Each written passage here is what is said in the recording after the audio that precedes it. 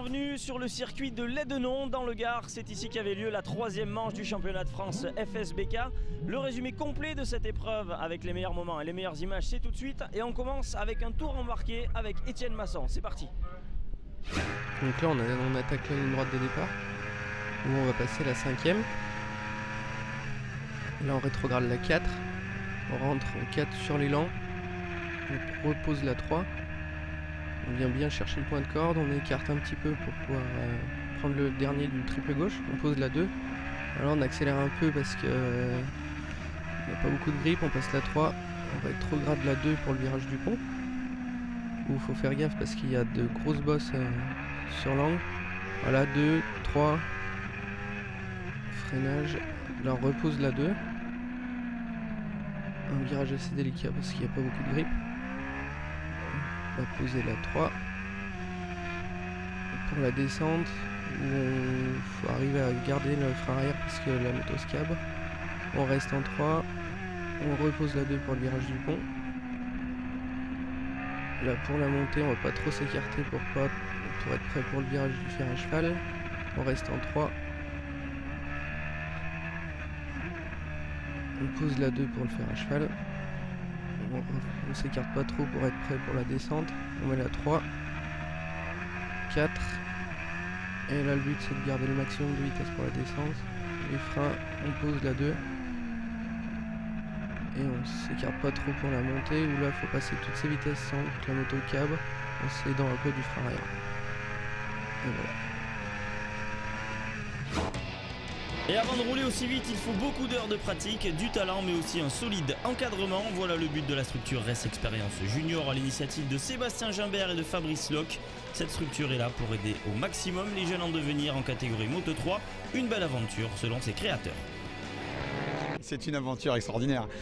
On l'a créée d'abord avec beaucoup de passion, avec l'aide de partenaires qui sont très présents et très impliqués dans notre démarche. En fait, on leur a un petit peu expliqué l'histoire et la volonté qu'on avait que d'amener des jeunes au plus haut niveau de la compétition internationale, en commençant par déjà être les leaders d'un championnat national. Et cette histoire a plu, l'histoire des jeunes, ça plaît toujours en général. Ce qui est intéressant, c'est que des sociétés qui ne sont pas du tout du monde de la moto ont voulu s'impliquer. Et Sébastien, dans son rôle de grand frère, vient apporter tout son savoir à nos deux jeunes. Je suis là pour leur donner les petits éléments dernière minute, la confiance en eux et surtout appliquer les bonnes trajectoires. Hier, on a fait une partie du circuit à pied, je les aide à débriefer, je les aide à analyser. Et voilà, et puis je les transcende au moment du départ, ils viennent me voir, ils écoutent comment moi je peux débriefer, on en parle ensemble, on s'aide. Et même parfois c'est eux qui viennent m'aider, donc non, je trouve ça sympa quand là c'est vraiment le rôle du grand frère. Et puis quand ils gagnent, je suis content pour eux, quand je gagne, ce qui n'est pas encore le cas, j'espère bientôt, ils vont être contents pour moi. Non, c'est vraiment une aide sympathique entre nous. C'est un beau sport et il faut le partager. Et cet encadrement porte ses fruits, on dirait, puisque Hugo Casadessus réalise la pole sur ce circuit très exigeant. Il devance Corentin Perolari et Reynald Castillon-Giovanni termine cette première ligne du week-end avec un temps de 1:30,047 à 1 seconde du poleman. Hugo Casadessus garde sa première position au départ. Derrière, ça se bagarre pour la deuxième place entre Perolari et Beau pour la deuxième place. Perolari chute dans le premier tour, imité dans le quatrième par Maximilien Beau, ce qui entraîne la sortie du safety car. La course repart pour 6 tours. Et juste avant le safety car, Julien Loison avait pris la troisième place et réussira à la conserver jusqu'à l'arrivée et signe ainsi le premier podium pour Aléron GP. On assiste alors à un mano à mano entre Casadessus et Castillon-Giovanni pour la victoire.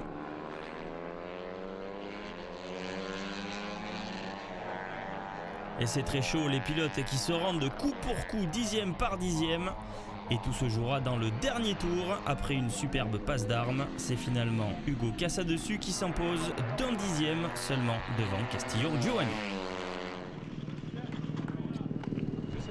Il est tombé. Lorsque Reynald m'a doublé, ça m'a un petit peu remis le feu aux poudres et puis j'ai réussi à revenir malgré beaucoup d'erreurs à sa suite où j'avais perdu près de 3 secondes. Donc je reviens jusque derrière lui, je le double dans le dernier tour, donc voilà, très content. C'est encore une course parfaite et puis à demain. Et pour le deuxième jour, Loison, en plus de son premier podium, s'offre sa première ligne pour la course du dimanche. Derrière Castillon, Giovanni et Casadessus. Au départ, Casadessus conserve sa première position devant Perolari et Castillon, Giovanni. Bien mieux parti que la veille. Et le combat attendu entre Reynald Castillon, Giovanni, Perolari et Casadessus va être énorme durant toute la course. Les trois pilotes se passent et se repassent dans tous les virages pendant les 8 premiers tours. Et Castillon, Giovanni ayant creusé l'écart en tête, il faudra attendre le dernier tour pour connaître l'ordre exact du podium. Et une erreur de Casadessus dans le virage du pont pour offrir la seconde place à Perolari qui se rachète ainsi de sa chute de la veille. Victoire de Castillon, Giovanni qui n'avait pas pu défendre ses chances à Nogaro, rappelons-le, devant Perolari et Casadessus. Et au championnat, Hugo Casadessus ne compte que 4 points d'avance sur Corentin Perolari, ça va être chaud. Et un leader du classement provisoire du Pirelli 600, il est aussi un pilote qui a fait le plus de tours du circuit en un week-end en général car il a une double casquette. Kevin Rousseau, dit Kirikou, est pilote moto et singe sur un sidecar. Comment cette histoire a-t-elle commencé ? J'ai roulé en moto l'année dernière et puis à Nogaro j'avais besoin d'une pièce pour ma moto, du coup j'ai été me dépanner avec Seb et puis on est resté toujours plus ou moins en contact et à ma course de Dijon il m'a proposé d'être passager en sidecar avec lui, donc je lui ai dit qu'il n'y avait pas de souci. Par contre je continuais la moto, il a accepté, donc on a été faire des essais au mois de novembre à Alès, ça s'est super bien passé et puis pour l'instant on est sur un début de saison qui marche plutôt très bien. Un sacré programme pour un seul homme, mais qui a quand même des avantages selon lui. Ça fait pas mal de roulage, hein. On arrive à 7 heures de roulage dans un week-end de course. L'avantage c'est que ça fait au moins découvrir le circuit parce qu'on double tout, donc finalement c'est un bien pour un mal parce que physiquement c'est dur, mais on découvre le circuit 2 fois plus que les autres. Souvent aux avant-postes, Alexandre Rodriguez est soit sur le podium, soit par terre. Il a pourtant beaucoup travaillé pour sa 3e année en Pirelli pour qu'elle soit l'année de son titre. Au Mans, ça s'est bien passé, j'ai fait 3e et 1er, donc c'était un bon week-end au Mans. Et à Nogaro, un peu différent. Le samedi, je tombe, je perds l'avant assez bêtement, enfin je comprends pas trop pourquoi d'ailleurs. Et le dimanche, par contre, je prends ma revanche et je me bastaille encore avec Antiga, je gagne la course. Cette année, j'ai essayé de travailler physiquement, j'étais moins prêt physiquement l'an dernier. Cette année, je suis un peu mieux physiquement. J'essaie de travailler avec mon team qui m'aide beaucoup sur ça. Et je fais pas mal de tours du circuit, j'essaie de comprendre, d'analyser ce que je faisais pas l'an dernier et de piloter le plus précis possible en fait, tout simplement. Les noms c'est la moitié du championnat, il y a encore quand même pas mal de courses à faire et on va se concentrer sur la fin de cette saison et après on verra l'année prochaine c'est sûr, mais je compte viser le titre c'est sûr. Et pour cette première course du week-end en Pirelli 600, Alex Rodriguez réalise la pole en 1:29.372 devant Guillaume Antiga, seul Kawasaki sur les 10 premiers pilotes, et Alan Agogé est 3e. Et très bon départ de Antiga, fort de ce bon résultat à Nogaro qui prend la tête devant Agogé et Rodriguez. Et Rodriguez enchaîne les tours rapides pour remonter juste derrière Antiga. Dans le 6e tour, Rodriguez passe en première position, mais Antiga semble attendre son heure. Derrière, on assiste aussi à une belle bagarre entre Agogé et Dylan Mille pour la 3e marche du podium. Dans le 12e tour, Agogé tente une attaque au virage du pont. Mais Rodriguez récupère sa position au même endroit le tour suivant, mais va tirer tout droit dans le virage de la Carrieras. Il ne chute pas et repart 7e, mais devra abandonner sur casse moteur un peu plus loin. Antiga s'impose donc pour la 2e fois cette saison devant Agogé et Mille qui finalement montent les deux sur le podium.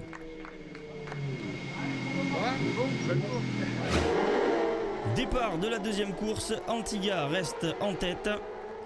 Et même s'il se fait une belle frayeur au départ, Mille reste en 3e position à la sortie du triple gauche derrière Rodriguez. Le trio creuse l'écart sur la meute des poursuivants. Et à mi-course, Mille se fait un petit peu distancer par Antiga et Rodriguez. Derrière lui, Alan Agogé est esselé en 4e position. Et en fin de course, on assiste au même duel que la veille, Antiga-Rodriguez. Et Antiga fera la même erreur au même endroit que Rodriguez la veille, mais reprendra la piste immédiatement et terminera la course. Victoire de Rodriguez devant Antiga et Mille qui monte sur la 3e marche du podium pour la 2e fois du week-end.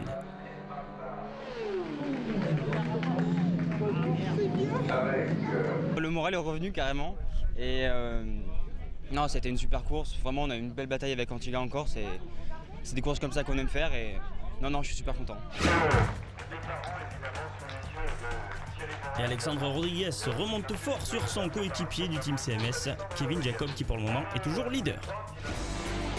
Et en parallèle du championnat FSBK, il y a aussi un petit village d'irréductibles passionnés de moto européenne. Un nouveau championnat voit donc le jour, ouvert à tous, seule condition, avoir une moto européenne et vouloir se faire plaisir avec sur piste. Explication du chef du village, promoteur de l'European Bike, Thierry Capella. Il fallait se démarquer un petit peu, et il y avait un créneau, je pense, un créneau à prendre, c'était de créer cette formule avec les motos européennes et de fabrication européenne. Non pas que ce soit mieux, c'est que c'était différent et que ça ne se faisait pas.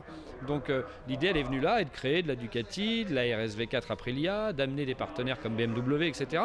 à dire voilà, on vous fait rouler vos motos, on est différent, ça reste des courses de moto, ça reste toujours de la bagarre, mais voilà, justement il y avait ce créneau qui n'était pas pris, et je pense qu'à l'heure d'aujourd'hui on a bien fait de s'immiscer sur ce créneau-là. Ouais. On essaie d'apporter le moins d'encombrement, je dirais, possible aux pilotes, c'est-à-dire voilà, un kiné par exemple, il y a le kiné de la fédération, il n'y a pas de souci, mais bon, ça fait beaucoup de monde, beaucoup de pilotes, donc on essaie d'avoir notre propre kiné, nos propres partenaires bien évidemment, avec des lubrifiants, nos partenaires assurances, etc. Donc on essaie de créer un cocon un peu particulier pour ces gens-là, et qu'ils aient le moins de choses à faire. On a des gratuités, si on fait un tirage au sort par exemple le samedi, on fait gagner quand même 12 pneus tous les week-ends. Ce qui n'est pas dédaignable, surtout maintenant c'est pas évident. Enfin voilà, on essaie vraiment de leur créer une atmosphère qui soit le plus propice pour eux, pour être zen, pour pouvoir rouler, voilà. L'idée elle est là. Nouveau dans ce championnat mais pas novice sur une moto, Jean Salle nous explique pourquoi il a choisi cette option cette année et ce qui la différencie des autres. Souvent, les motos japonaises sont mises en avant sur les autres championnats, et là, cette fois-ci au moins, je veux dire, on parle un peu plus des motos européennes, ce que je trouve assez intéressant d'ailleurs. Et puis, ouais, ça limite un peu le championnat, quoi. Je veux dire, on a un peu tous les mêmes motos, donc c'est sympa aussi. Là, cette structure-là, je pense que la personne s'occupe de ses 40 pilotes et non pas de 200 pilotes, et je pense qu'elle est beaucoup plus présente, beaucoup plus proche de ses pilotes. D'ailleurs, la preuve, c'est que quand il fait la remise des pneus, moi, ce qui m'a surpris, c'est qu'en regardant le numéro, il connaît le nom du gars, enfin voilà quoi. Donc on voit que vraiment il est impliqué dans ce qu'il fait, quoi. Et le fait de rouler aux côtés de l'élite de la vitesse française, c'est quand même un plus. Ça nous rappelle qu'on n'a pas leur niveau, voilà, quand on regarde les chronos. Mais non, c'est bien, franchement c'est bien, parce qu'on voit aussi l'autre côté du professionnalisme. Et non, je trouve que c'est intéressant, c'est vraiment un bon compromis pour nous. Je pense que ça nous apporte plus à nous qu'à eux, certainement. Mais non, pour nous c'est bien, justement. Ça nous permet d'aller vers le haut et non pas de se croire super pilote, alors qu'à côté on a des vrais pilotes, quoi, voilà. Qui sont en plus très ouverts et qu'on peut se permettre d'aller voir et tout, donc ça aussi c'est un plus pour nous, quoi, je pense. Et leader du championnat à son arrivée à Lédenon, Michel Amalric a eu un peu plus de mal ce week-end. Il reste sur le podium provisoire mais voit passer devant lui Cyril Brunet-Lugardon et Emilien Jaillet, tous les trois sur BMW. Le championnat est très serré, les deux premiers ne sont séparés que d'un seul point. Michel Amalric n'est qu'à 10 points derrière.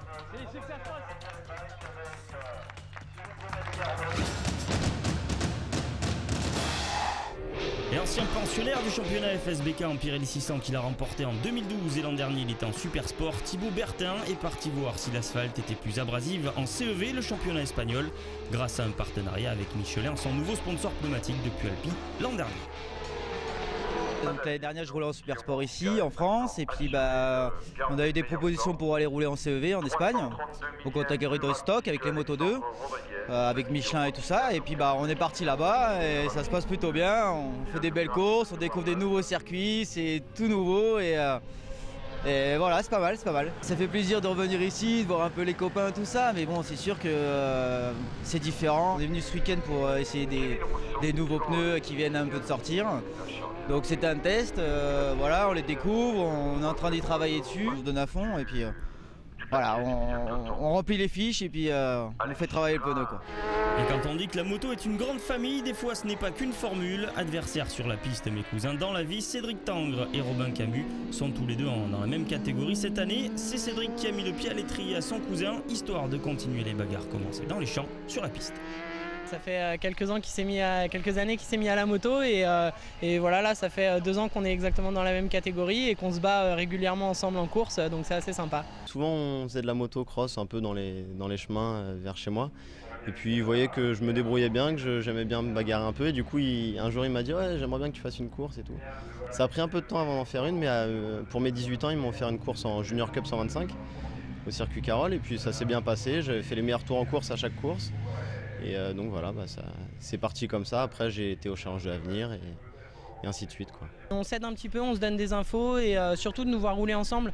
C'est quand on roule ensemble en séance d'essai, là on peut voir où pêche l'autre et puis justement ça nous donne des infos sur comment exploiter mieux la moto tout au long du circuit. C'est vrai qu'on est en famille, il y a les parents, l'oncle, la tante, et puis c'est vrai qu'on mange ensemble le midi, le soir, donc on peut discuter de la course, comment ça s'est passé. Et puis on se soutient aussi parce que quand on a chacun un week-end difficile, on est là pour se soutenir et puis voilà, quoi. Quand on est sur la piste c'est autre chose, on veut être devant, mais c'est vrai qu'en dehors de la piste c'est mon cousin, quoi. On est soudés, quoi. Et on ne change pas une recette qui gagne. Lucas Mayas est encore une fois en pôle. Par contre, derrière, ça change un petit peu. De Bise, victime d'une chute, partira 10e. Louis Bull signe le deuxième temps des qualifs devant Anthony Dumont, première ligne. Yamaha devant une deuxième ligne Suzuki avec Camus, Tangres, les cousins et Longjarret. Ce dernier d'ailleurs ne partira pas puisqu'il aura un problème de frein. Mayas ne fait aucun cadeau et à son habitude il s'envole en tête dès les premiers virages. De Bise fait une superbe remontée et bénéficie de la chute de Tangres et de Dury pour remonter en 4e position. Puis en 3e, le tour suivant derrière le Bull.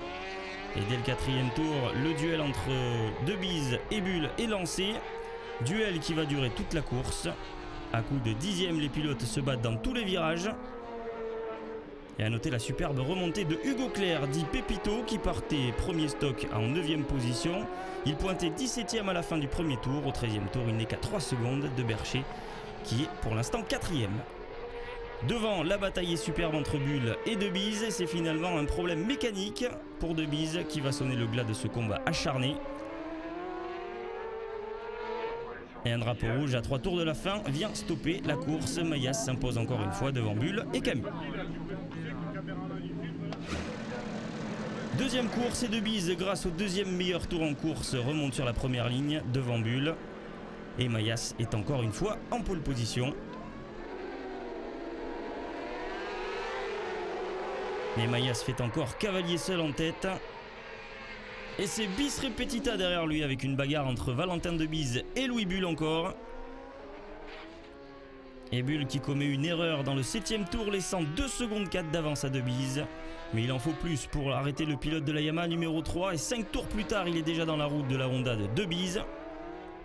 Devant, Mayas signe des temps hallucinants. Son meilleur tour en course, 1:23.845, le placerait juste derrière Gimbert et Blanc en Superbike qui la veille tournait en 1:23.725.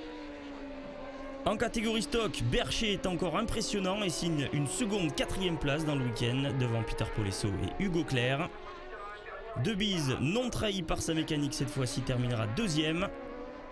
Et Bull échoue à seulement 2 dixièmes de la Honda Tech Max de Valentin De Bise. Mayas remporte donc sa 6e victoire de la saison. J'ai forcé pour garder un rythme quand même assez élevé parce que j'avais peur qu'une chose, c'est que si je baisse mes chronos, on mette le drapeau rouge pour déclarer la piste mouillée. Donc je voulais garder un rythme pour pas avoir à refaire le boulot si on devait repartir pour une seconde manche. Et puis ça a tenu, les gouttes se sont un petit peu atténuées, donc on a continué à rouler sur un bon rythme et c'était quand même une bonne course. Lucas Mayas caracole en tête, bien sûr, avec ses 6 victoires. Louis Bull est 2e. Valentin De Bise n'est qu'à 6 points derrière. Et on termine avec la catégorie Rennes. Sigrec Leblanc est leader de la catégorie Evo. Son coéquipier est donc vainqueur lui aussi du dernier bol d'or avec la Kawasaki. Nicolas Salchaud est leader des stocks. Il se bat devant et vient même titiller certaines Evo. Il est donc très heureux de son début de saison. Une moto qui est vraiment stock, hein. C'est vraiment une moto de promo sport, le moteur pas ouvert avec un boîtier dessus. Donc ça a du sens pour réduire le coût, c'est un peu le sens de l'histoire hein, maintenant. Donc voilà, gagner cette catégorie, ou en tout cas voilà, figurer devant, c'est aussi intéressant. Et malgré tout, ça nous permet de nous montrer un petit peu quand même au scratch. Voilà. C'est sûr que bon, le stock, les motos sont un peu différentes et on a moins de pneus, donc bon, c'est pas effectivement exactement pareil, mais bon. Voilà, c'est des 1000, je pense que c'est un règlement qui a du sens pour remplir les grilles. Après bien sûr, j'aurais aimé me battre devant avec une Evo, mais je pense que jouer à la gagne en stock avec Kawasaki, c'est aussi très intéressant. On va déjà s'atteler à faire une bonne année, il y a encore beaucoup de courses et puis on verra la suite. Et en première ligne, donc, on retrouve la Kawa de Leblanc en pole position devant Sébastien Gimbert et sa Honda, un duo qui marche de mieux en mieux. David Muscat est troisième avec sa Ducati 1198. A noter que Stéphane Pagani a lui réussi à hisser la Panigale à la 10e position sur la grille. Et très bon départ de Sébastien Gimbert qui prend le meilleur sur Leblanc et Masson. Nicolas Salchaud lui aussi prend le meilleur départ et prend le meilleur sur Leblanc et Masson pour s'installer en 2e position dès les premiers virages. Il prend même la tête de la course pendant une boucle.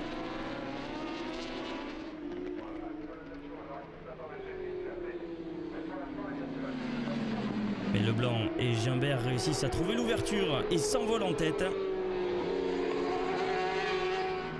Leblanc restant devant Gimbert, même si Gimbert enchaîne les records du tour, il ne trouve pas la faille. Derrière, Masson arrive à contenir lui aussi les assauts de David Muscat, tandis que Salchaud se retrouve à la lutte avec Greg Black, qui finit par le passer dans le 11e tour. En fin de course et malgré un dernier record de piste, Gimbert se rapproche dangereusement de Leblanc, mais à 3 tours de la fin, un drapeau rouge vient mettre fin à la course suite à la chute de Michael Messen. Victoire donc de Leblanc devant Gimbert et Masson. Pour la deuxième course, et même si la pluie comme à Nogaro a fait une petite apparition avant le départ, les conditions sont sèches et c'est Gimbert qui est en pôle devant Leblanc. Étienne Masson hisse sa Suzuki numéro 155 à la 3e position sur la première ligne. Et encore un superbe départ de Masson, mais c'est Gimbert qui lui aussi est bien parti, qui s'infiltre et vire en tête à la sortie du triple gauche devant Masson et Leblanc. Et Leblanc qui double Gimbert sur la ligne de départ et qui se retrouve donc en tête. Les deux pilotes vont alors s'envoler en signant des chronos impressionnants, les seuls d'ailleurs à pouvoir tourner sous les 1 minute 23, 4 dixièmes. Dans le 5e tour, Muscat trouve la faille sur Étienne Masson dans le virage du pont. Et Gimbert, quant à lui, réussit à se débarrasser de Leblanc dans le 12e tour. Mais alors que Leblanc semblait être capable de suivre le rythme, Muscat et Masson reviennent sur lui et le passent dans le dernier tour. Masson réussit à prendre le meilleur sur David Muscat dans les derniers virages. Gimbert renoue enfin avec la victoire devant Masson et Muscat. Je me suis éclaté avec Greg. Je me suis amusé comme un fou. Après, je me suis tiré la bourre avec celui qui était juste derrière moi. C'était à coup de dixième et j'ai essayé à ce qu'il ne revienne pas. Et voilà, je suis hyper content.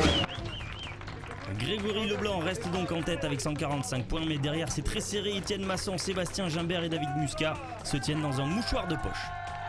Et voilà, c'est terminé pour la 3e manche du championnat de France Superbike 2014. C'était sur le circuit de Lédenon. Je vous donne rendez-vous dans 15 jours sur le tout nouveau circuit de Manicourt dans la Nièvre. A bientôt, ciao.